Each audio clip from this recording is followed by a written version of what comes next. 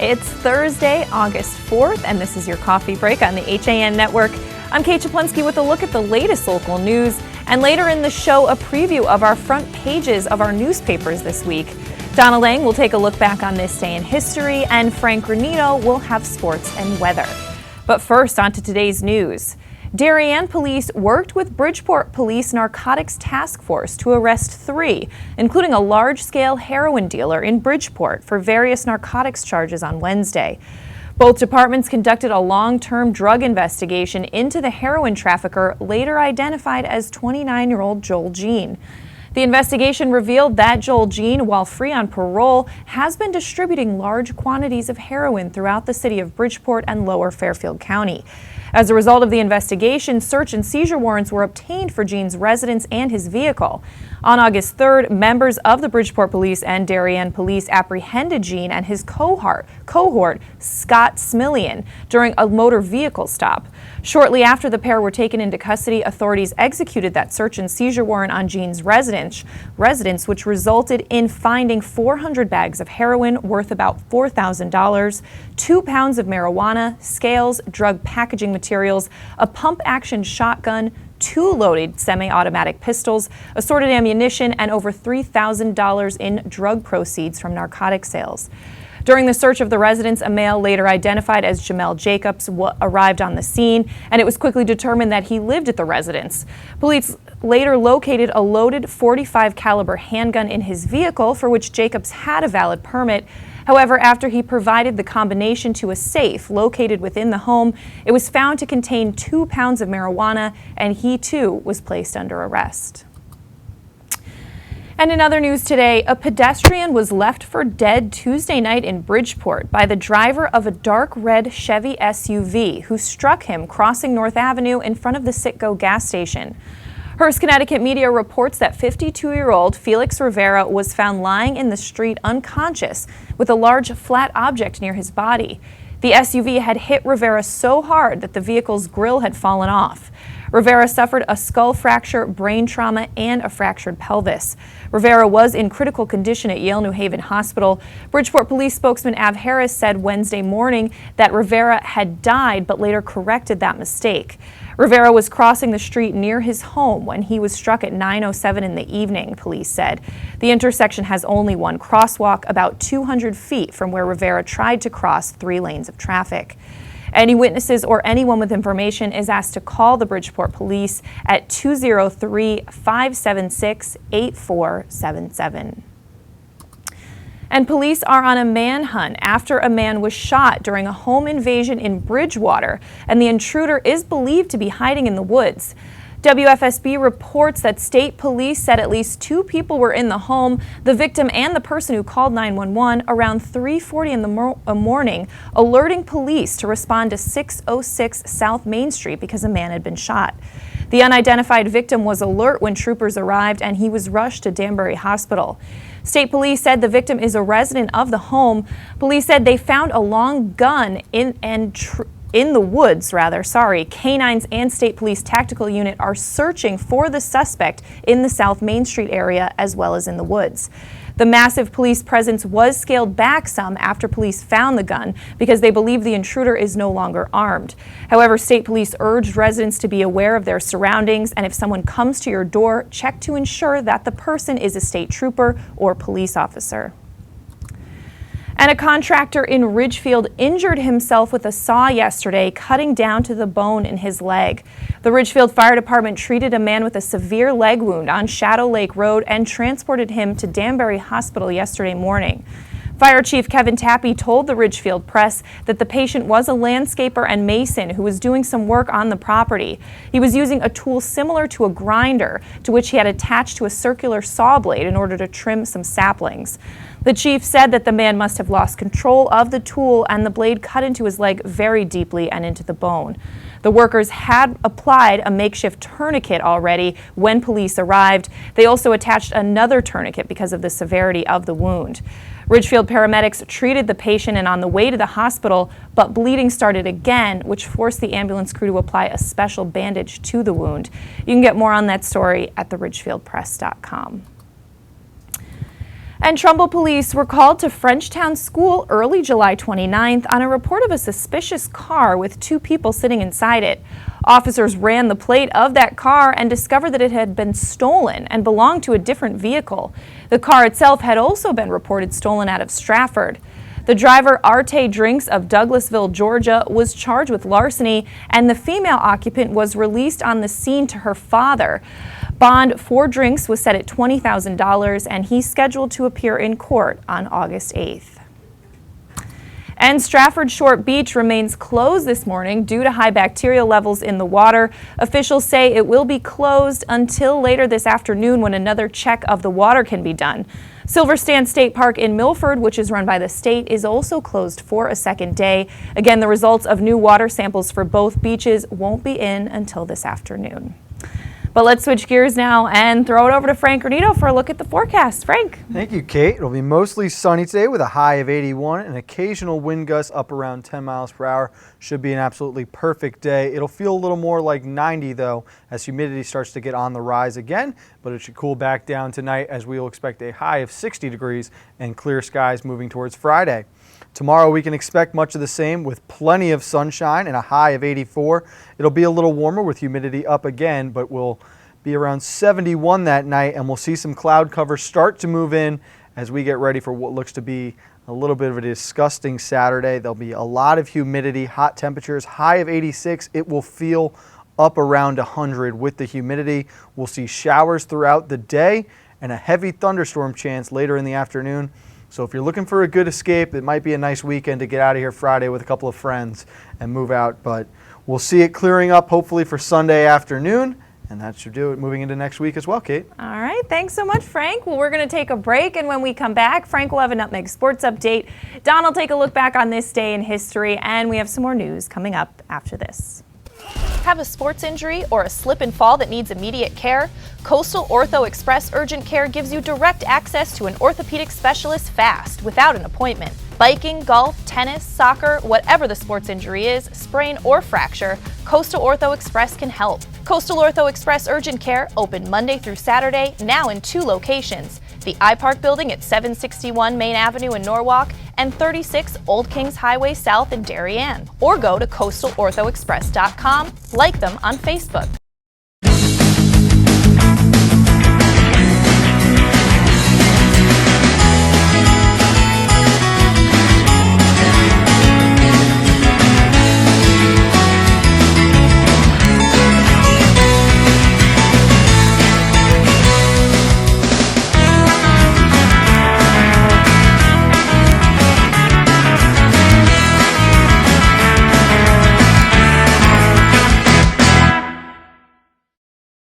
Walter Stewart's Market in New Canaan is your time-saving local shopping destination for the best of spring. Find many of your favorite products, from great specials on everyday items to the freshest organic produce, artisanal cheeses, and grass-fed steaks. Drop off your knives to be sharpened, grab a beautiful bouquet of spring flowers, and stop in next door for a wine tasting. Plus, their personable staff is always ready to lend a helping hand. So stop in to Walter Stewart's Market, 229 Elm Street today, or shop online at stewartsmarket.com.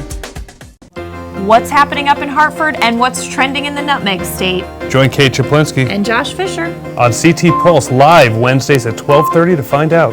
We talk to the leaders and newsmakers while breaking down the stories you should be paying attention to each week. With the help of HAN's editorial cartoonist Doug Smith, we take a humorous look at the news of the week. We talk about everything you were told you should avoid bringing up in polite company. CT Pulse, Wednesdays at 12:30 on the HAN Network. You're watching the HAN Network, and you're not alone. More than 1.5 million viewers have watched our live sports, news, and entertainment broadcasting since the network launched in August 2015. Advertise on the network that reaches Fairfield County, Connecticut's most engaged audience. Contact Advertising Director Jessica Murrin at 203-273-7312 or email jessica@han.network. We're back on this Thursday, August 4th edition of your Coffee Break on the HAN Network. I'm Kate Czaplinski, and it's time to throw it over to Donald Eng for a look back on this day in history. Don, take it away. Well, Kate, would you believe that ghosts put us on the brink of war? Well, I'll tell you about it in a second. First, though, we go to 1693. Benedictine monk Dom Perignon invents champagne. Well, probably not, but he has been credited as an innovator who developed the techniques used to perfect sparkling wine. You generally don't think of sparkling wine as being dangerous, but the CO2 released during fermentation can turn the bottles into ticking time bombs. The procedures Dom created dramatically reduced that risk. To 1944 in Amsterdam, a tip from a Dutch informer leads the Gestapo to a sealed-off area in a warehouse where they find and arrest diarist Anne Frank, her family, and 4 others. Anne had received a diary for her 13th birthday, and the entries chronicle her life in hiding from June 12, 1942 to August 1st, 1944. Anne and her sister Margaret were sent to the Bergen-Belsen concentration camp, where they were among the estimated 35,000 prisoners who died of typhus in March or April of 1945. The camp was liberated by the British 11th Armored Division just a few weeks later. 1958, the Billboard Hot 100 is published for the first time. Ricky Nelson topped the list with Poor Little Fool. Other notable songs in the top 10, Bobby Darin's Splish Splash, the Coasters' Yakety Yak, Johnny Otis, Willie and the Hand Jive, and Peggy Lee's version of the classic Fever. Funny enough, all those songs are on Frank Granito's playlist. Go figure. Finally, now we go to 1964 for this. Have today required me to order the military forces of the United States to take action in reply. The initial attack on the destroyer Maddox on August 2nd was repeated today by a number of hostile vessels attacking 2 U.S. destroyers with torpedoes. The destroyers and supporting aircraft acted at once on the orders I gave after the initial act of aggression. We believe at least 2 of the attacking boats were sunk. There were no U.S. losses. The performance of commanders and crews in this engagement is in the highest tradition of the United States Navy. Yes, the Gulf of Tonkin incident, where the USS Maddox fires 300 shells at a North Vietnamese naval force that didn't, in the strictest sense of the word, exist. Conspiracy theorists say it was an intentional deception by the Johnson administration to step up American involvement in Vietnam. Later investigation revealed that the purported enemy ships were likely what they called Tonkin ghosts, or false radar images, and that as the radar cleared and the images disappeared, the crew interpreted that to mean that the enemy ships had sunk. In 2003, former Secretary of Defense Robert McNamara admitted the Tonkin attack never happened. What did happen is that the incident led to a stepped-up U.S. presence in Vietnam, and, well, you know the story from there. That is your daily look back in history for today, August 4th, and I'm Don Ling. All right, thanks so much, Don. Well, getting back to a little more news today. In Weston, Old Mill Road will be closed on Wednesday, August 10th and Thursday, August 11th to install speed humps, raised crosswalks, and signs. The road will be closed from 9 in the morning to 3 in the afternoon on both days. And on each end of the road, there will be police officers to reroute drivers. The road will only be open to local traffic. 2 raised crosswalks will be installed near Cobb's Mill Inn, along with 3 speed humps along the road. Raised crosswalks are essentially the same as speed humps, but with a crosswalk on top so pedestrians can cross the street visibly and safely. First Selectman Nina Daniel said it was important for the installation to happen before school reopens on September 1st, so there would be no need to alter bus routes. But let's throw it back to Frank Granito now for a Nutmeg Sports Update. Frank. Thank you very much, Kate. Darienne's rising senior Casey Brown has settled on a school to call home for the next 4 years, starting in the fall of 2017. Brown has chosen to go to Fordham University, that he announced yesterday, where he will play baseball starting in the spring of 2018. Brown, who played a key role in Darienne's FCX championship last year, said, "I'm finally done with the long process. The worrying is over. Baseball-wise, you play so much better stress-free because you're not constantly worried about coaches looking at you. It's a huge relief to have that off your shoulders." Casey Brown batted .338 last season with 4 home runs and a school record 32 RBIs. We congratulate Casey on his decision and look forward to seeing him play again this upcoming spring for Darien. Max Theodorakis finished 3rd in the 14th annual MGA Carter Cup held yesterday at historic Winged Foot Country Club. Theodorakis, a 2016 Danbury High School graduate, finished in a tie for 3rd place with a final score of 4 over par for the tournament, which consisted of 36 holes of golf played on Wednesday. Ethan Eng defeated Brett Ito for the title with a clutch birdie putt on the second playoff hole. Theodorakis missed the playoff by only 2 strokes as Eng and Ito came in at 2 over par after 36 holes. Max has announced he will be playing golf for Campbell University in North Carolina next year at the Division I level. Finally, the Olympics have commenced and are underway. The U.S. women's soccer team continues their pursuit of defending their gold medal title from the last Olympics. They defeated New Zealand last night 2-0 with goals from captain Carly Lloyd and Alex Morgan. The women will next play on Saturday at 4 p.m. against France. And don't forget that the opening ceremonies begin tomorrow on Friday. That's going to do it for this Nutmeg Sports Update. Let's throw it back over to Kate. All right, thanks so much, Frank. Getting back to some more local news. In a strong, passionate plea to members of New Canaan Town Council's Subcommittee on Infrastructure and Utilities at their recent meeting August 1st, Bob Albus, the first president of the Outback Teen Center building, said it would be a mistake, in his opinion, to quickly demolish the Outback after an engineering study reported it had serious structural flaws.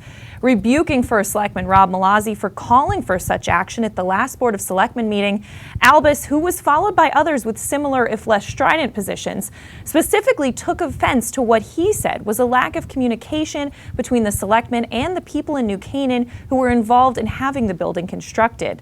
But there's much more on that story at ncadvertiser.com. And when Ridgefield family Matt and Maddie Blake first heard the diagnosis for their daughter, a happy second grader at Barlow Mountain Elementary School, had a brain tumor, they thought that was the worst possible diagnosis. But when they later learned it was diffuse intrinsic pontine glioma, the most aggressive and inoperable of brain tumors, with just a 1% chance of survival, they were horrified, according to the Ridgefield Press. But now the Blakes are on a mission to shine a light on the cancer that takes the lives of more than 300 children each year. The Blakes are organizing a 5K event to be held on September 25th at 9 a.m. at Barlow Mountain Elementary School. All funds raised will go directly to pioneers diligently working for a new prognosis for families like the Blakes at the Children's Brain Tumor Project at Weill Cornell Medicine Brain and Spine Center. But you can get more information on that 5K at theridgefieldpress.com. According to the New Canaan Advertiser, Jason Michael Land, a 2003 New Canaan High School graduate and a Better Chance Inc. scholar, was elected student body president of the Yale Divinity School for the 2016-2017 academic term.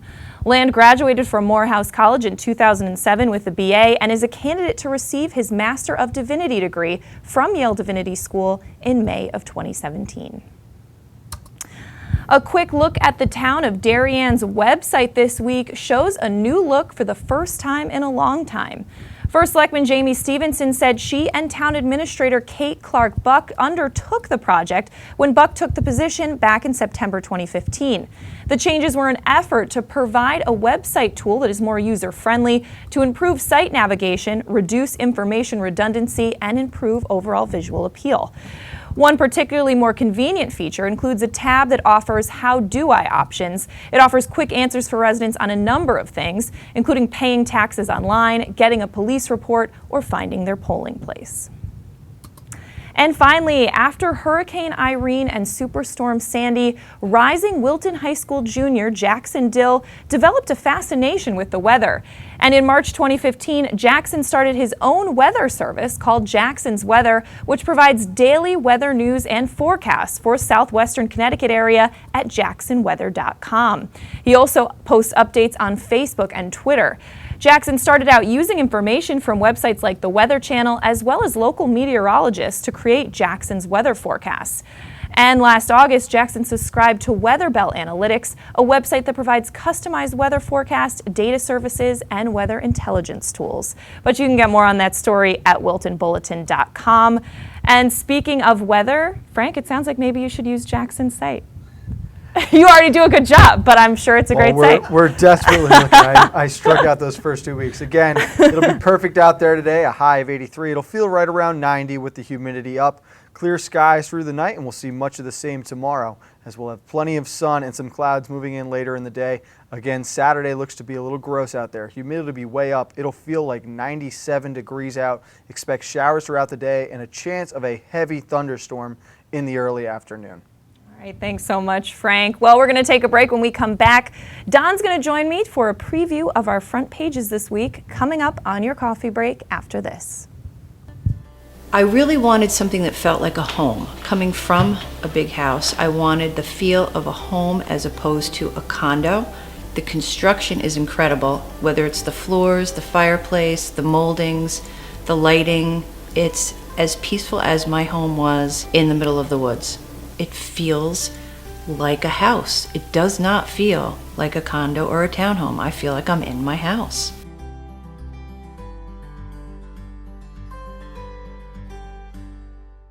Mosquitoes, ticks, gone. Guaranteed. That's what Mosquito Squad guarantees as America's most trusted mosquito and tick control company. Locally owned and operated, over 90,000 homes have been protected by Mosquito Squad using their dual protection method for season-long protection, which includes barrier spray service for eliminating mosquitoes and adult ticks, as well as supplemental programs to increase tick control. They use only USDA organic options, which are safe and non-toxic. Contact them today at www.squadctny.com or 203-893-4309. Mosquito Squad. No bugs, no bites, no kidding. I'm Denise DiGregoli, the host of The Drive on the HAN Network. Join me Tuesdays for some motivational, intelligent talk with a little humor as we visit with people who live their lives mindfully. Tune in to The Drive live on Tuesdays, 12:30, here on the HAN Network. When it comes to local entertainment, we've got it all. From movies, local artists, etiquette, and more. Watch HAN Arts and Leisure every Thursday at 2 on the HAN Network. Warm weather, light breezes, boats are in the water. There's no better place to celebrate summer than the Dock Shop. Whether in Darien at 51 Tokenique Road or Westport at 609 Riverside Avenue, the Dock Shop is where you'll find everything you need to kick off summer.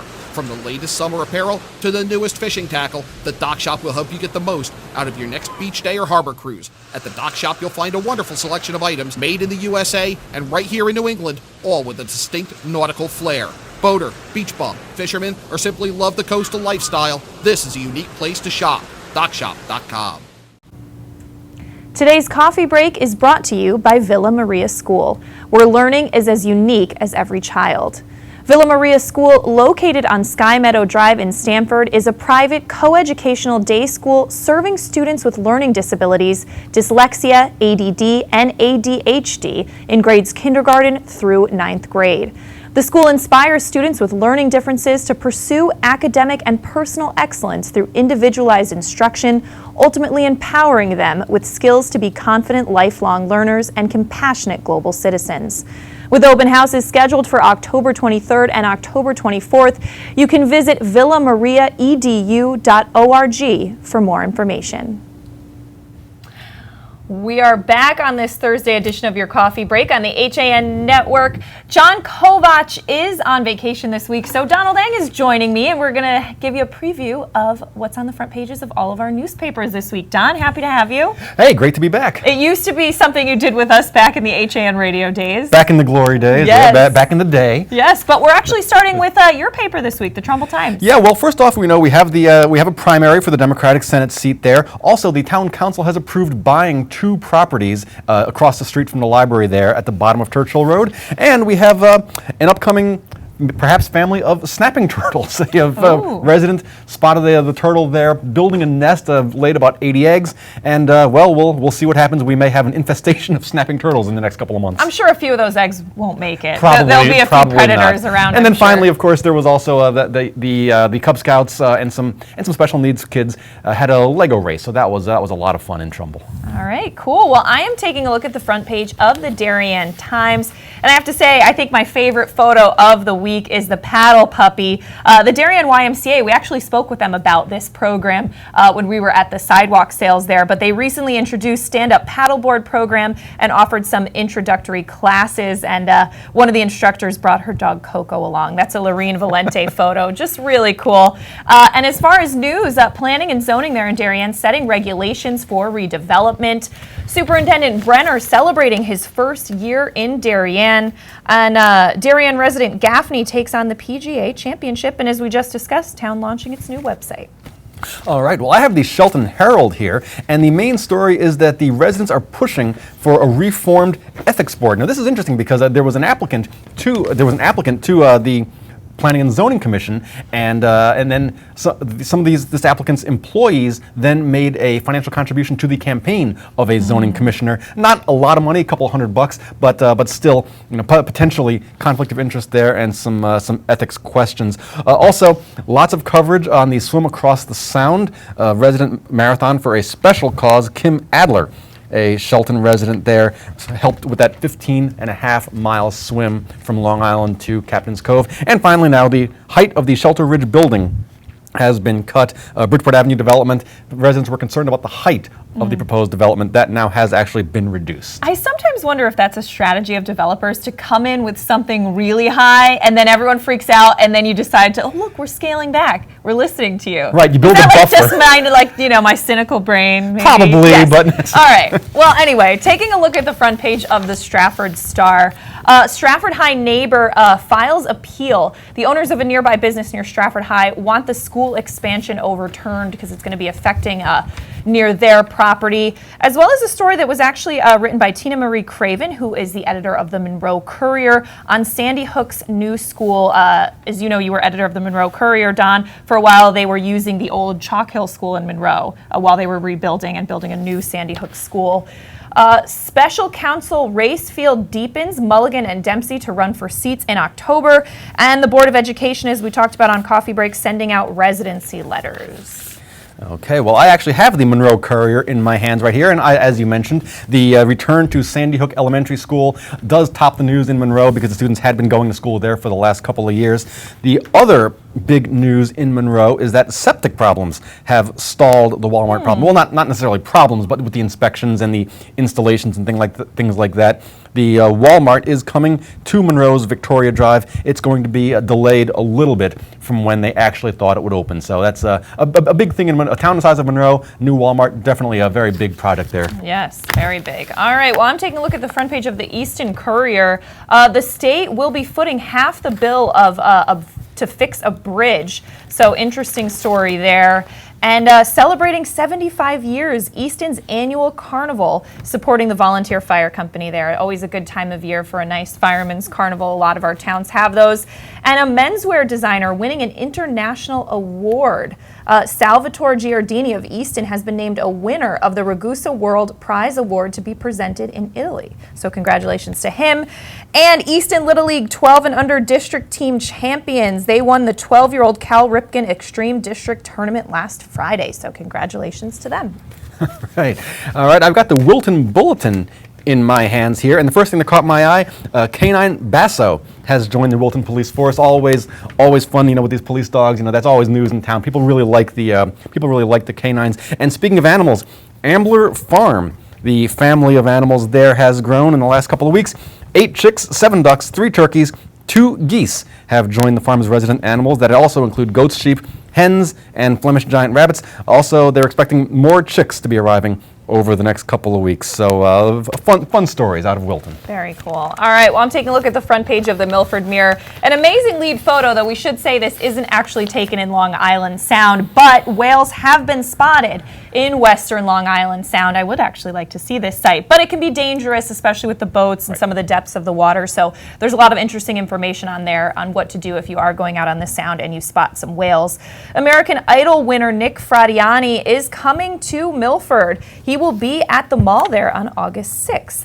And a nice feature on a Milford family that's committed to scouting. 3 Eagle Scouts in that family. Well, here's what you're supposed to do when you see a whale. Stay a safe distance away from them. Don't Yes. try and get, don't try for that spectacular YouTube video. Just keep a safe distance. Definitely. Okay, well, I have the Reading Pilot here, and the first thing that you notice is that the Mark Twain Library book sale getting about ready to get underway there. It's called the Backroom Gang of the folks that collect all these books.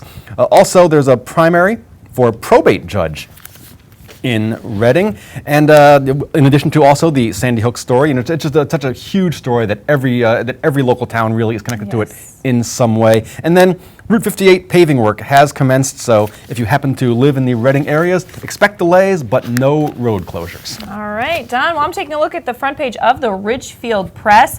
Keeping cool, tranquil mornings and afternoon beach fun are found at Martin Park on Great Pond. A nice story on that by Macklin Reed. And as we spoke about earlier this week on a Coffee Break News Update on Monday, St. Mary's old church will remain. There had been plans to tear that down and build a new church, but parishioners did not like that idea. So now church leaders have said they will aim to keep the old church there. Less is more on Main Street. Town leaders tell the state as far as traffic engineering and what happens there. And congratulations to Steve Coulter, who is also the co-host of HAN Arts and Leisure that airs on Thursdays. He has officially been named the Ridgefield Press editor. He used to be a reporter. At first, he was an intern at the Ridgefield Press. Then he was a reporter at the Ridgefield Press under Jack Sanders, who also trained me. Wonderful, amazing man there, learned a lot. And now he is editor, so congratulations to him. Great job, Steve. I have the Weston Forum here, and that we are seeing now that Weston EMS, like a lot of EMS places, a lot of EMS crews, is dispensing naloxone, and it's also otherwise known as Narcan. Right? Yes, Narcan. It's also being distributed through Lang's Pharmacy. According to the state, the rate of opioid overdoses has quadrupled in the last 15 years. Also, a Weston resident, Yolanda DeGata, has died at age 104. Wow. And a very nice kind of tribute to just a century of positive energy, Patty Gay referred to it as. So, very nice story there. That's great. All right. Well, I'm taking a look at the front page of the New Canaan Advertiser. The Waveney Park Conservancy beginning its first improvement project. We talked about that a bit on Coffee Break this week, and we also talked with one of the board members of the Waveney Park Conservancy at the sidewalk sale there recently. You can catch that video at ncadvertiser.com. Also, residents speaking out about a housing proposal there, the Merritt Village proposal. And as we talked about Outback Teen Center, whether or not it should be torn down, if it's structurally unsound, there's a lot of debate going on around that. And of course, Pokemon Go catches New Canaan. I love that front page graphic they have there. So very cool.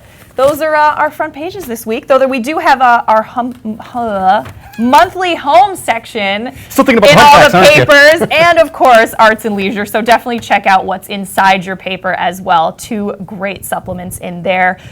Don, thanks so much for joining me. Hey, always a pleasure. You know, it's a lot of fun. I forgot how much fun it is to go through the papers. Well, there's always so much going on. We'll have you back anytime.